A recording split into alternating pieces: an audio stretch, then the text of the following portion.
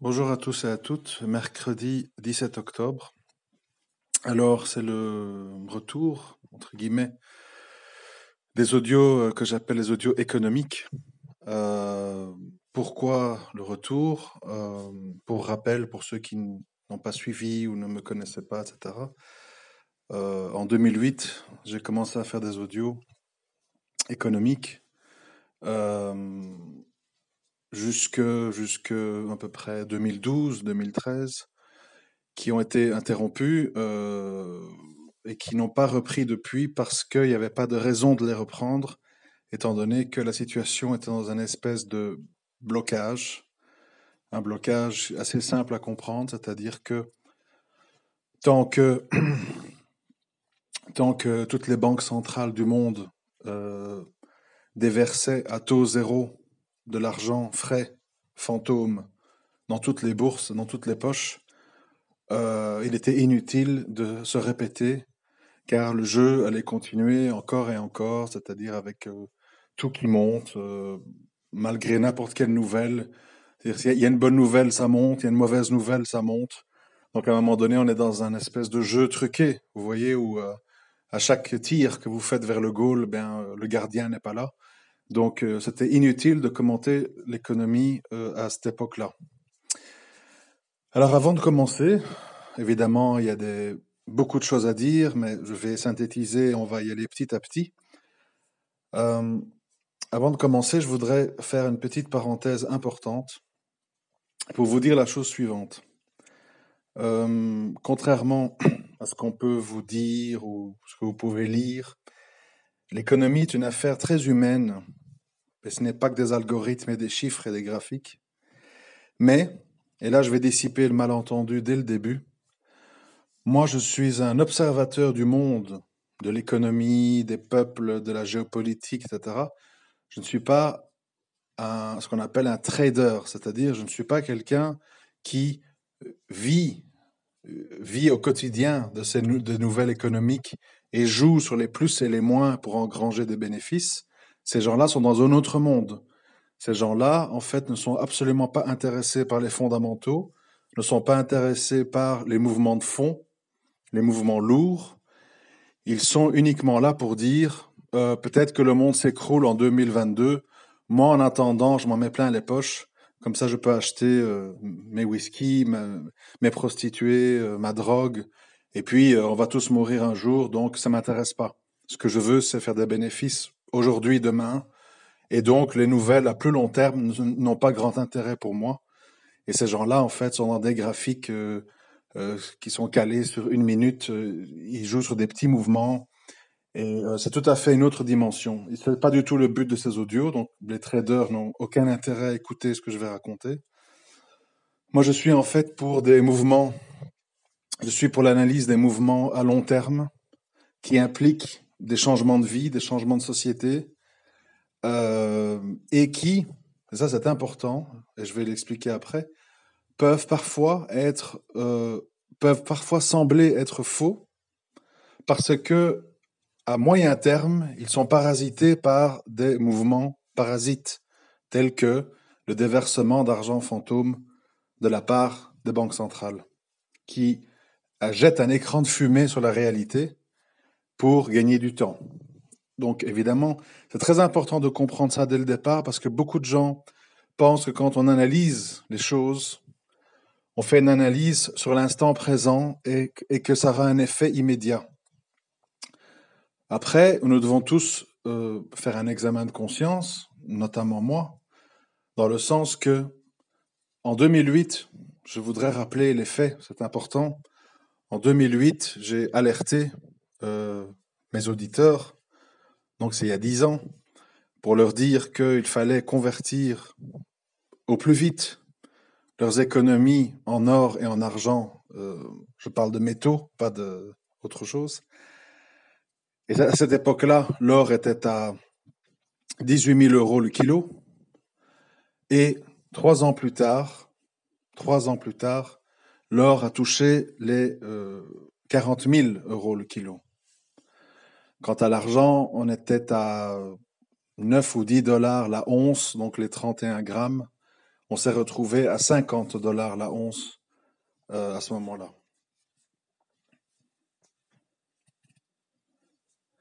Donc, tout ça pour dire que il y a eu à ce moment-là évidemment des gens extrêmement heureux d'avoir réagi.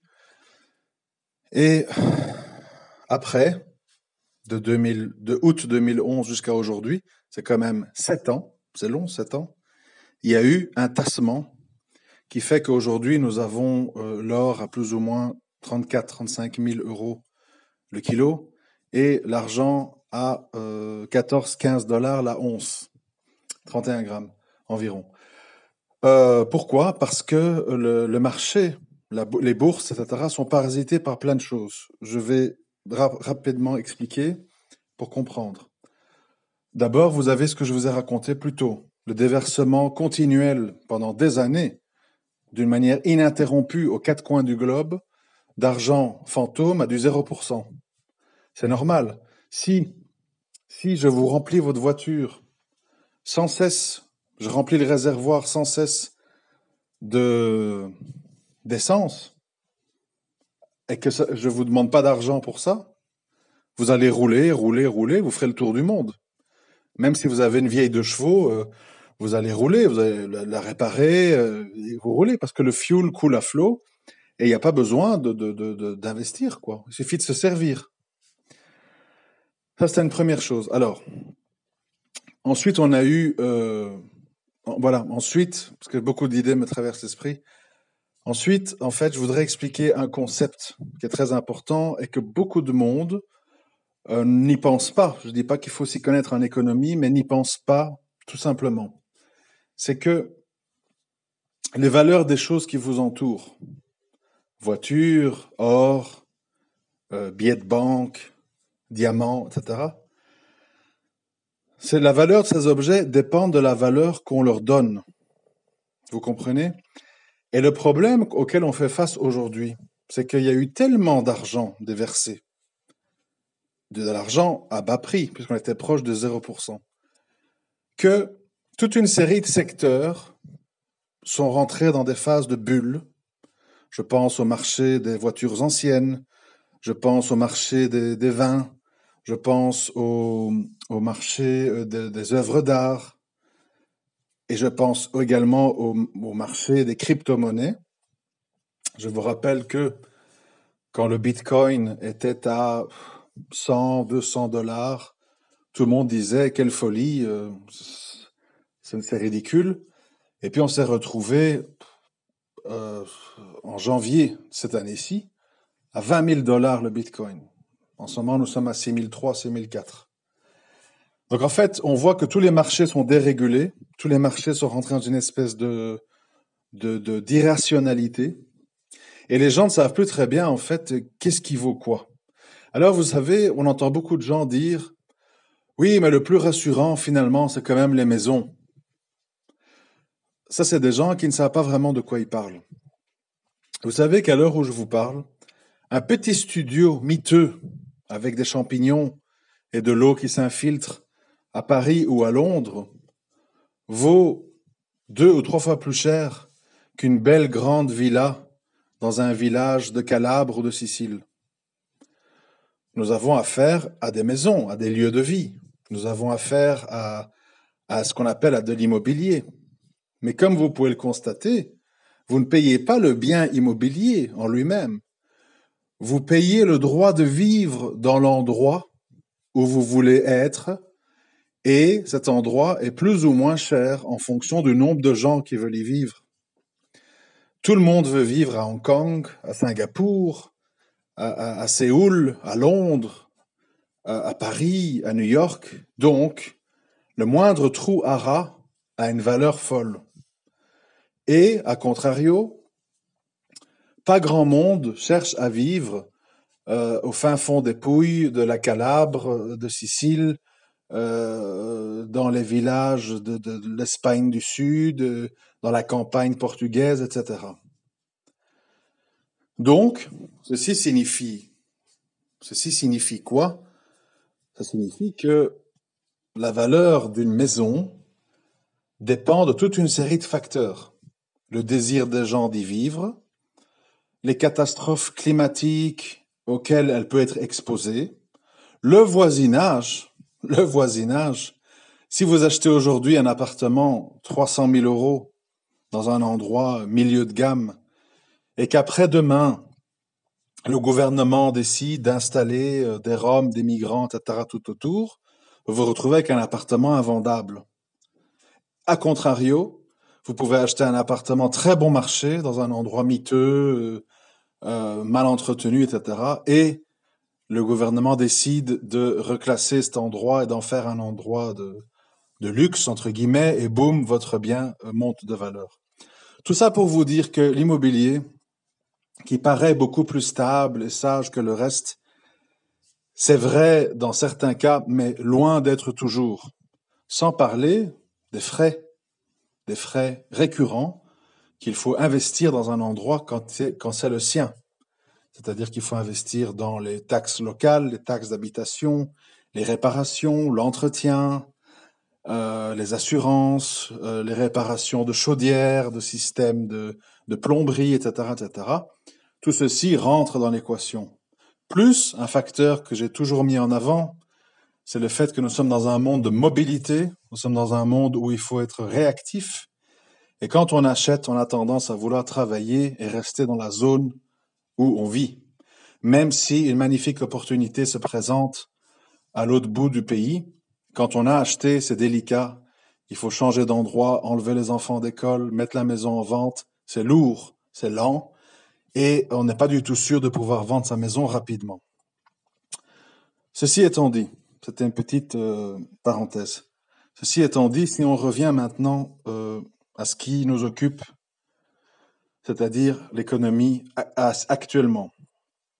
Alors vous savez, moi j'aime beaucoup un économiste, pas parce que je l'aime beaucoup pour des raisons privées, je l'aime beaucoup pour ce qu'il dit. Il s'agit de Mark Faber, donc un Suisse assez âgé, qui est un peu malade pour le moment, qui vit à Chiang Mai, dans le nord de la Thaïlande.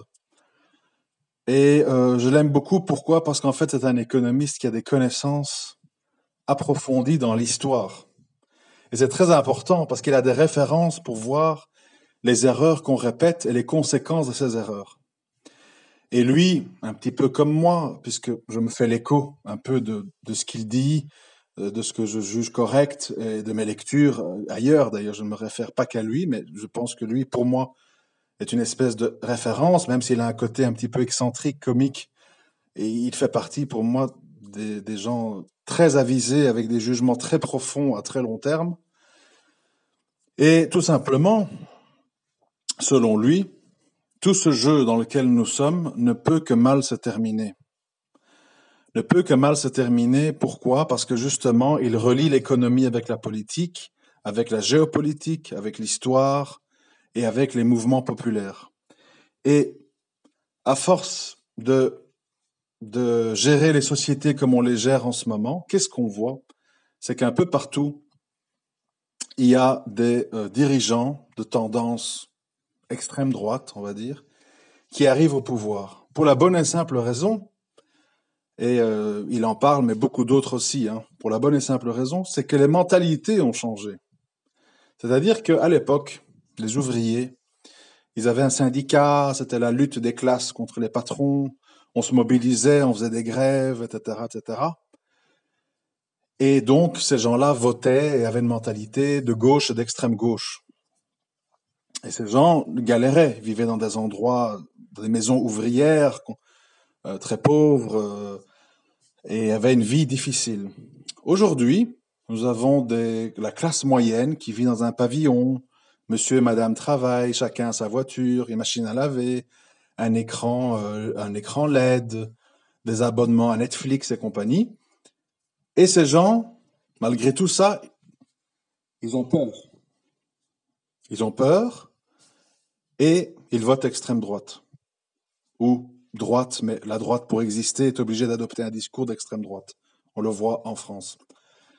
Ils ont peur pourquoi? Ils ont peur parce qu'il n'y a plus de groupe, c'est-à-dire on est tout seul. Les gens sont tout seuls avec leurs meubles, leur écran de télévision, leurs vêtements de marque. Il n'y a plus de groupe, il n'y a plus de famille, il n'y a plus de solidarité, il n'y a plus de lutte. Donc, chacun vit dans sa solitude, avec ses craintes de perdre ses acquis. Et la moindre nouvelle, d'ailleurs ça en est risible, moi j'en ai assez parlé dans mes autres audios qui sont beaucoup plus sociaux et religieux, spirituels, etc. Ça en est risible, c'est-à-dire que maintenant vous avez un petit gamin qui va dans la rue avec un couteau et il blesse des gens ou quoi en disant Allahu Akbar, on se retrouve à vouloir changer les lois, à presque ouvrir des camps de concentration, enfin, on est dans des grands délires. Pourquoi? Parce que les gens sont peureux. Les gens sont peureux et sont surtout peureux sur les sujets qu'on met en avant.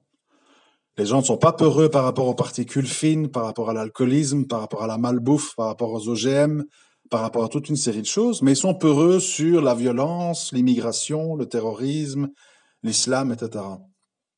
Et donc, on agite ces baudruches autant qu'on peut sur CNews, BFM TV, etc.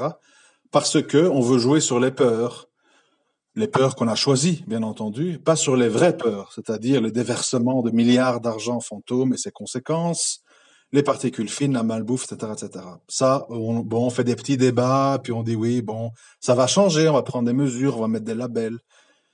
Et puis, voilà, affaire classée, et on se retrouve dans la balance avec 200-300 morts à cause du terrorisme et 2, 3, 4, 500 000 morts à cause du reste. Et les gens n'y voient que du feu. Bref. Ici, maintenant, je reprends la parole sur l'économie parce que je dis bien je pense, que nous arrivons à un moment charnière. Dans le sens que il y a une mauvaise nouvelle qui nous vient des États-Unis, c'est que le chômage est très bas. On est passé de 10% à 3%, environ. J'arrondis pour pas rentrer dans les détails. Et donc, tout a l'air d'aller très bien. Certaines sociétés technologiques battent record sur record, Amazon, Apple, Netflix, Facebook et compagnie. Et certains grands mastodontes du passé, je pense General Electric, GE, je vous invite à aller voir leurs graphiques pour les plus pointus d'entre vous. Certains des grands mastodontes, les anciens numéro 1, sont occupés à couler au fond des abysses. Et il y a ce qu'on appelle un changement de paradigme, un changement de société. Et tous les changements de société, c'est connu quand on connaît l'histoire, de nouveau, se font sur la base de tragédies. C'est-à-dire qu'on ne peut pas renouveler un système sans quelque part éliminer les anciens tenants de ce système. C'est comme ça que ça fonctionne. Et ici, ce qui va se passer, c'est que maintenant que toutes les bulles sautent les unes après les autres, la crypto-monnaie a sauté, l'immobilier a sauté en 2008 et va sans doute ressauter parce que les banques refont les mêmes gaffes en Amérique. Ils jettent des crédits à des gens qui n'ont pas les moyens, etc. Donc, tout le monde sait que quand des bulles commencent à sauter, ça signifie qu'il y a eu des excès et les gens sortent. Alors, autre chose que je voudrais expliquer, je m'excuse, mais c'est très important, c'est que les gens pensent que quand un marché descend ou quand un secteur économique s'écroule, ça signifie en fait que c'est foutu, etc. C'est pas comme ça que ça fonctionne de nos jours. De nos jours, tout le monde veut des résultats records. Tout le monde veut être dans le culte du meilleur, le meilleur hedge fund, le meilleur fonds d'investissement, etc. Et ça veut dire que tout d'un coup, quand on a l'impression qu'un secteur va sous-performer par rapport aux autres, on se désinvestit massivement et on se concentre tous sur les mêmes valeurs. Je prends un exemple fictif, mais pour que vous compreniez ce que je veux dire. Je précise qu'il est fictif. Imaginez que j'ai dans mes investissements en informatique une partie dans IBM, une partie dans Hewlett-Packard, une partie dans Apple, une partie dans Dell, etc. Et d'après mes projections, d'après mes analyses, Apple va croître de 18% quand Hewlett-Packard va croître de 8, Dell de 9, et ainsi de suite. Qu'est-ce qui se passe? Les gens vont se dire, pourquoi je vais rester dans HP, Dell et compagnie à du 9 si je peux faire du 18 pour mes clients?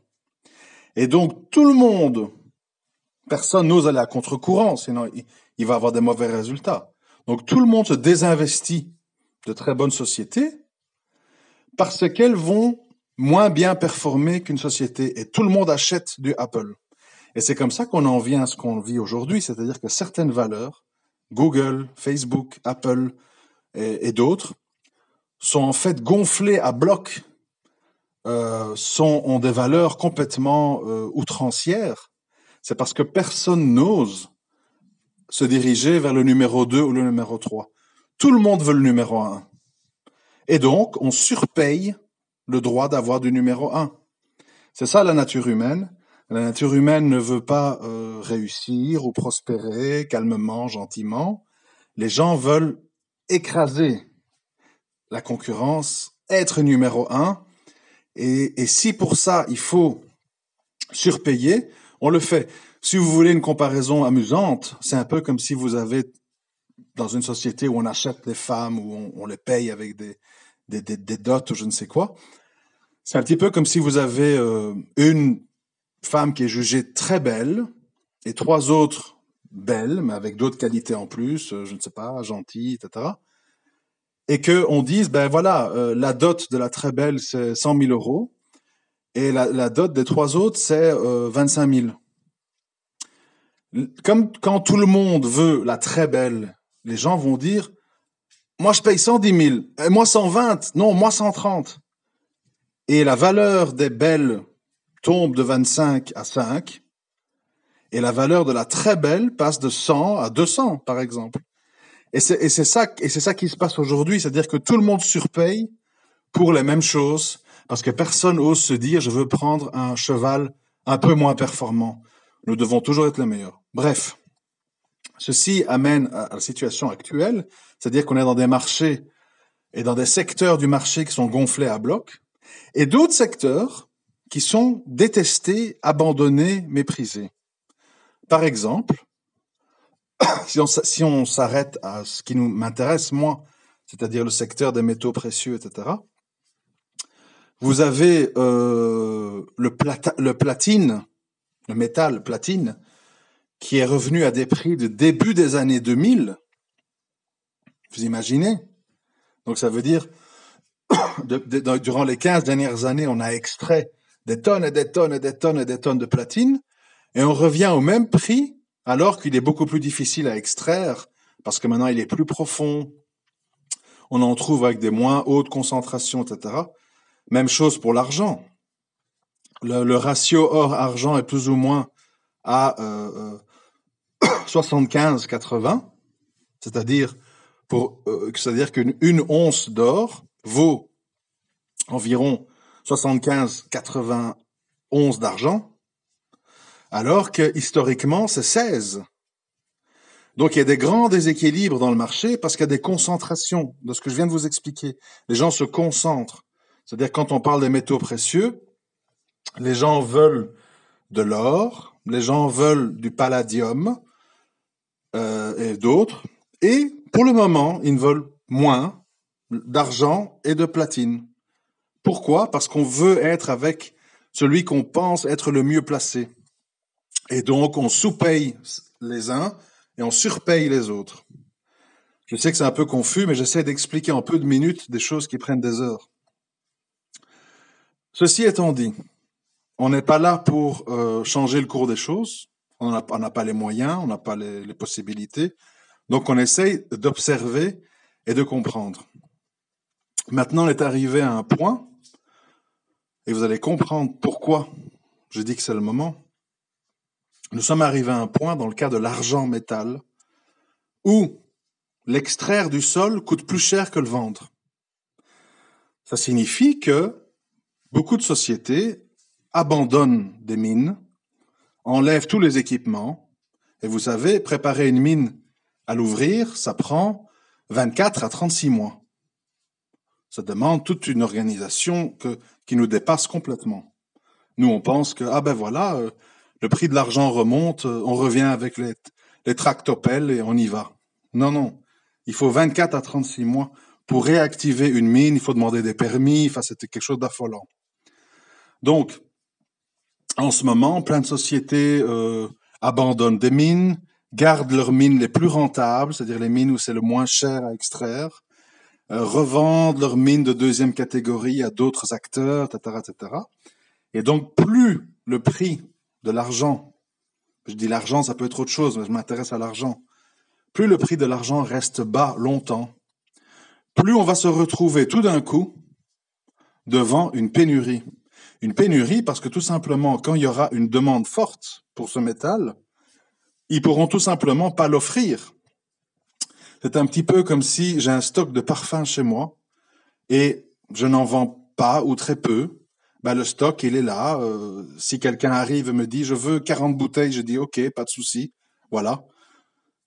Mais si je vends mal mes parfums et je renvoie les 2 tiers de ce que j'ai acheté au fabricant en disant, écoutez, désolé, ça marche pas pour le moment, je vais garder qu'1 tiers de ma commande. Si quelqu'un débarque et me dit 40 bouteilles, ah ben j'en ai que 10. Alors qu'est-ce que je vais dire? Tu veux mes 10 bouteilles? Écoute, il y a quelqu'un qui m'en demande 40, l'autre m'en demande 50, l'autre m'en demande 60. Tu vas devoir la payer plus cher, sinon moi je la vends aux autres, parce que j'en ai pas plus, etc., etc. C'est les phénomènes des vases communicants. Et aujourd'hui, cette sous-évaluation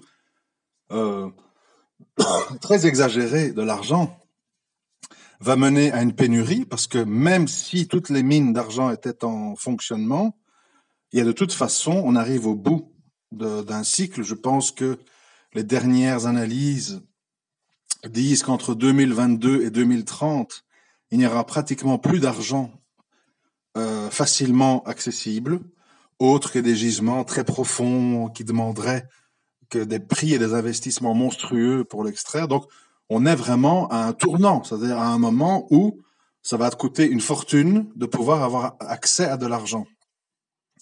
Et tout ce temps que nous avons eu maintenant de 2011 à 2018 de sous-évaluation va amplifier le phénomène.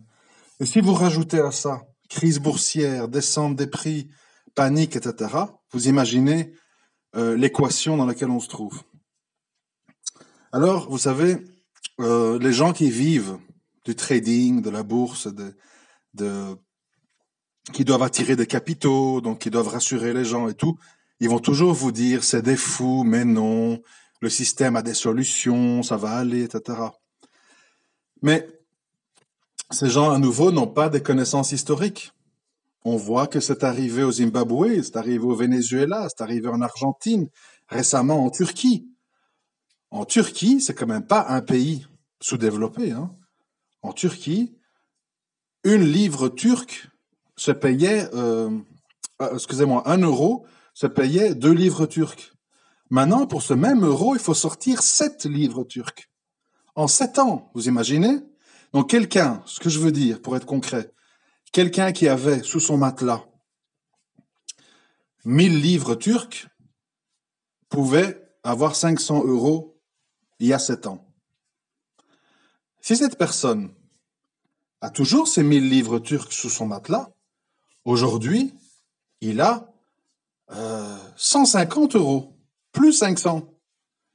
Donc, vous comprenez, on a des exemples concrets sous les yeux, devant nous.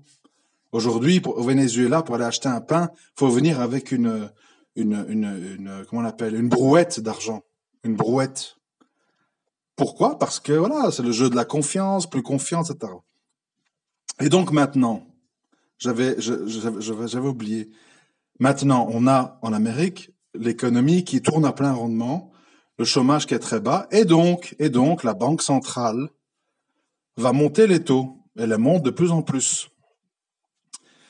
Tout ceci est bien joli, mais il y a un facteur dont personne ne parle, c'est qu'entre-temps, entre les années Bush, au début de la guerre en 2001, l'escapade en Afghanistan, Irak, et aujourd'hui, la dette américaine a explosé. Quand on voit les graphiques, c'est fou. Ça veut donc dire que quand on remonte les taux, toute cette dette, elle est beaucoup plus chère à rembourser.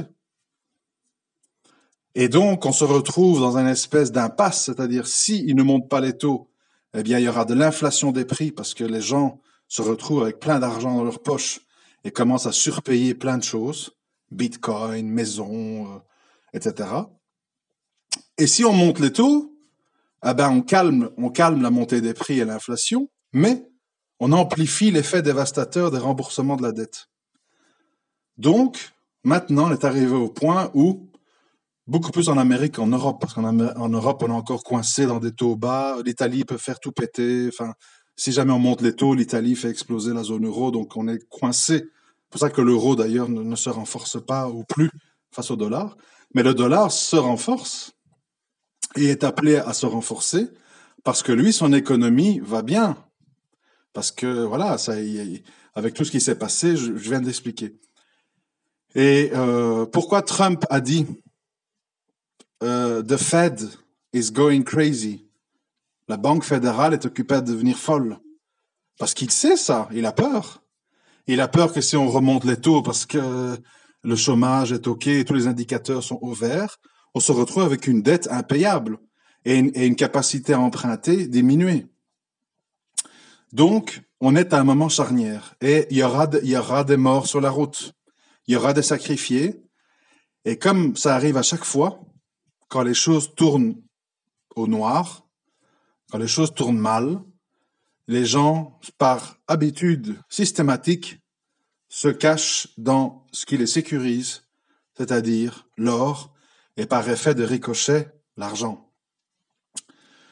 Donc, moi, ma recommandation, je ne suis pas un financier, je ne suis pas quelqu'un qui suis habilité à donner des conseils, je suis un penseur, observateur, autodidacte, à l'écoute de ce qui se dit et ce qui se passe.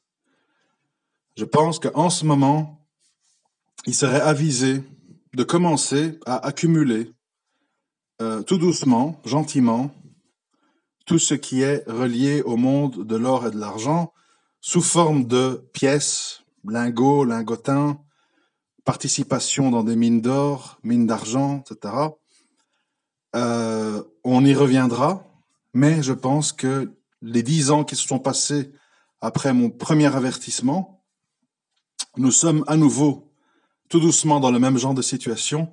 La différence, c'est que cette fois-ci, quand ça va exploser, les États occidentaux n'auront plus les ressources nécessaires que pour pouvoir sauver des grandes banques et des grandes compagnies d'assurance comme la dernière fois.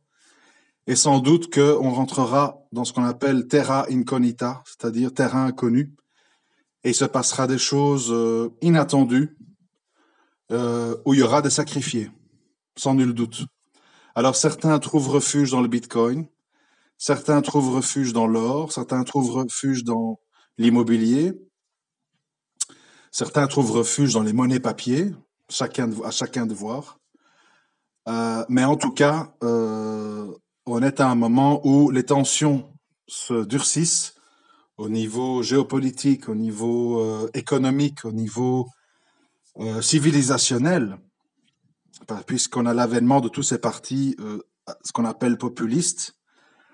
Ça veut dire qu'il y a une tendance de fond qu'il faut voir, qu'il faut comprendre, qu'il faut analyser, qu'il y aura des conséquences, qui sera une source de bien-être pour certaines personnes et de mal-être pour d'autres, puisqu'on est dans des fonctionnements beaucoup plus, en tout cas de plus en plus clivants. Donc, c'est à chacun de tirer les leçons de tout ça. En tout cas, voilà, moi je prends date. On est en octobre 2018. Et si en septembre 2019, en février 2020, on se retrouve devant un cataclysme financier, je pourrais dire, il y a 1 an, il y a 6 mois, il y a 1 an et demi, j'avais commencé à prévenir. Tous les ingrédients sont là. On marche sur des charbons ardents avec le Brexit, avec la dette italienne, avec la Fed qui remonte les taux, avec l'argent qui est sous-évalué, etc., etc. Je parle toujours de l'argent métal, bien sûr. Tous les ingrédients sont là pour avoir des réactions brutales. et inattendu. Je pense que le jeu de l'argent facile qu'on déverse dans les marchés touche à sa fin. Et les conséquences, nul ne peut les mesurer, puisque je vous rappelle encore une fois, avant de conclure, qu'on est dans un marché très violent, c'est-à-dire où les gens placent et retirent leurs billes de façon brutale, parce que personne ne veut d'un loser ou d'un second couteau. Tout le monde veut le top du top. Et si à un moment donné, les gens qui gèrent ces milliards de dollars d'argent fantôme qu'ils ont accumulés dans leur poche depuis 10 ans, si à un moment donné ils décident de dire « Bon, tout ceci me semble flou, ça devient inquiétant, je ne suis pas rassuré, il est grand temps que je me place sur l'or avant les autres », on peut avoir quelque chose d'extrêmement brutal sur l'or et l'argent. C'est une histoire de jeu de chaises musicales. Quand la musique s'arrête, tout le monde veut la même chaise. Et là, c'est la débandade. On se retrouve avec des actions, soi-disant bons pères de famille, qui perdent 50% de leur valeur en une nuit. On a des grandes banques qui étaient réputées comme étant ultra solides qui se retrouvent en faillite. On l'a vécu ici en Belgique, Fortis et Dexia Bank, deux sociétés qui étaient dans tous les portefeuilles des investisseurs comme étant des valeurs de base les plus sûres, ont terminé à 0 €, faillite. Ont dû rouvrir sous des nouveaux noms, Belfius et BNP Paribas, Fortis, avec de nouvelles actions. Tous ceux qui avaient les anciennes ont tout perdu. La différence, c'est celui qui a acheté de l'or à 18 000 € le kilo, pouvait le revendre à 40 000 en août 2011, et s'il n'a pas vendu, ça vaut toujours 34-35 000. C'est ça l'histoire, comprenez? C'est pas comme la monnaie vénézuélienne, c'est pas comme la livre turque, ce n'est pas comme les actions Fortis Dexia. Ça vaut encore quelque chose. Hein? C'est pas passé de 20 000 à 6 000 comme le Bitcoin. C'est passé de 1 800 $ la once à 1 200. Donc l'envolée a été freinée parce que les gens se sont dit, les fonds se sont dit, pourquoi je dois conserver une valeur de protection, de défense telle que l'or si on me bombarde d'argent fantôme, d'argent frais à 0%? Allons-y, surfons sur la vague, il y a de l'argent à se faire. Et si ça pète dans 10-15 ans, eh ben en attendant, j'aurais gagné beaucoup d'argent. C'est comme ça qu'ils réfléchissent, ces gens. Ils réfléchissent pas en termes de société, les idéaux, sauver le monde, ça les intéresse absolument pas. Ils disent, oui, ça va peut-être péter en 2020-2021. En attendant, moi, je me serais fait des millions. Et tant pis pour les suivants. On doit tous mourir de quelque chose. C'est comme ça qu'ils pensent. Et c'est comme ça que le drame va arriver à cause de l'égoïsme et de l'individualisme féroce de nos sociétés qui fait que personne n'en a rien à cirer des drames que nos enfants et nos petits-enfants devront affronter au niveau économique, au niveau civilisationnel, au niveau géostratégique, au niveau économique. Tout le monde s'en fout. Tout le monde dit, moi. Moi, je veux une belle retraite. Moi, je veux une seconde résidence. Moi, je veux maintenir mon niveau de vie. Moi, je veux pas vivre avec des étrangers. Les gens sont dans le grand moi. Ce qui arrivera après, quand il y aura des catastrophes, des tsunamis, des cyclones en rafale, et qu'il y aura 20 millions d'Africains à nos portes, ah ben tant pis, oui, débrouillez-vous, ouvrez des camps, tuez-les, faites-les couler dans la mer. Moi, oui, on savait, mais qu'est-ce que vous voulez qu'on fasse? On n'allait tout de même pas perdre 200 € de pension par mois pour sauver le monde. Non. Il fallait payer la bouffe de Mistigris et de Milou.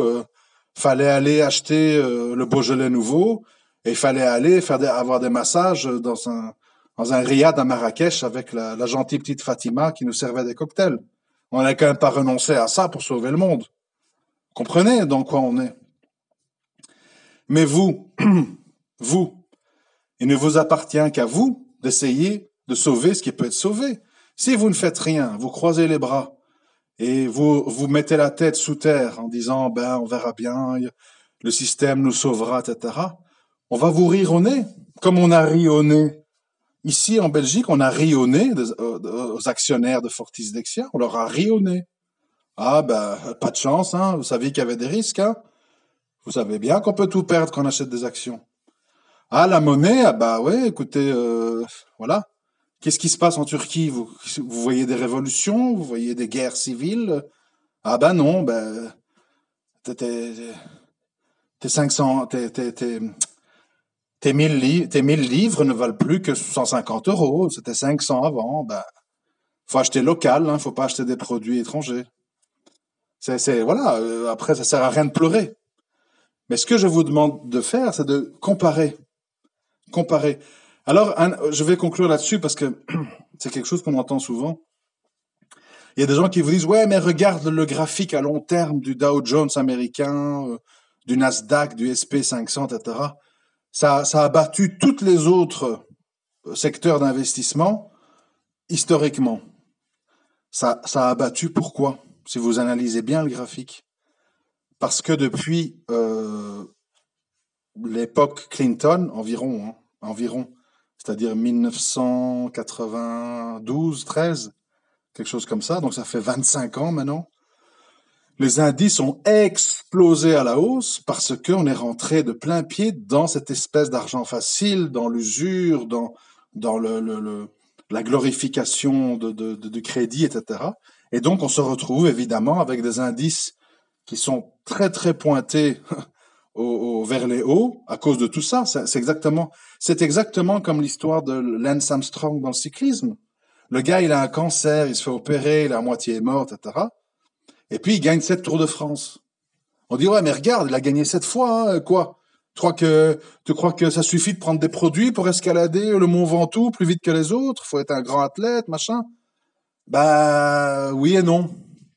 C'est-à-dire qu'il y a des produits qui sont tellement puissants, il y a des méthodes qui sont tellement efficaces qu'on en vient à produire des hommes qui ne sentent pas la fatigue, qui se retrouvent à avoir 60 pulsations minutes devant une côte à du 10%. Mais après, bon, ben, après, il faut payer le prix. Cancer, diabète, enfin, perte de tous les trophées pour des raisons quand il a été découvert. Voilà. C'est-à-dire que quand on base sa vie sur du faux, de la tricherie, ça peut marcher un certain temps. Ça, c'est vrai, je l'admets. J'admets mon erreur. En 2008, j'ai pensé qu'on s'arrêtait là. C'était une erreur que j'ai faite. Parce que j'ai sous-estimé la capacité des États à aggraver les choses et à amplifier leurs mauvaises habitudes dans une fuite en avant. C'est ce qu'ils ont fait. Et maintenant, on va être face à une crise beaucoup plus grave qui sera sans solution facile. Et il faut s'y préparer. Mais on y reviendra. Cet audio, c'est un audio comme une espèce d'avant-goût, apéritif, parce que j'estime qu'on est au début. On est au début de la formation de la vague. Mais cette vague, elle peut prendre 2 ans à atteindre son niveau. Mais en tout cas, il serait intéressant pour tout le monde de commencer à réfléchir, faire des recherches, analyser les graphiques, écouter plusieurs avis et se dire, tiens, il serait quand même peut-être un peu temps que je me préoccupe. C'est ça le but de cet audio, c'est que vous commenciez à vous préoccuper. J'ai pas dit qu'il faut demain foncer, acheter des lingots, machin, des réserves de riz, des armes, se mettre à la campagne, etc. J'ai pas dit ça. Je dis, nous sommes au début d'un phénomène qui est un petit peu comme un vent qui tourne. C'est-à-dire le vent n'est plus dans les voiles, il commence à tourner. Et donc, il faut commencer à penser à changer son mât de direction si on veut continuer que le bateau avance.